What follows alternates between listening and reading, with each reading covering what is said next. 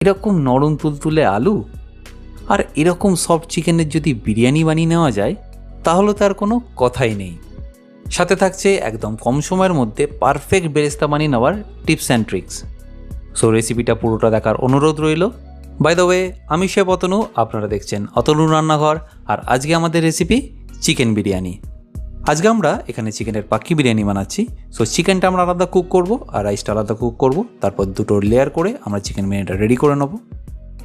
So chicken biryani বানানোর জন্য সবার প্রথম আমি চিকেন বিরিয়ানির যে রাইসটা সেটা নিয়ে নিচ্ছি। আমি এখানে 1 কেজি বাসমতি রাইস নিয়ে নিয়েছি। তারপর জল দিয়ে হালকা হাতে চালগুলোকে ভালো করে ধুয়ে নিতে হবে। আমি এখানে প্রায় 3-4 বার খুব ভালো করে ধুয়ে নিয়েছি, যতক্ষণ না জলটা এরকম সাদা হয়ে যাচ্ছে। এটা আপনাদের বিরিয়ানি বানানোর আগেই করে নিতে হবে, কারণ চালটা প্রায় আমাদের 1 ঘন্টা মতো ভিজিয়ে রাখতে হবে। সো চালটা 1 ঘন্টা সোক করার জন্য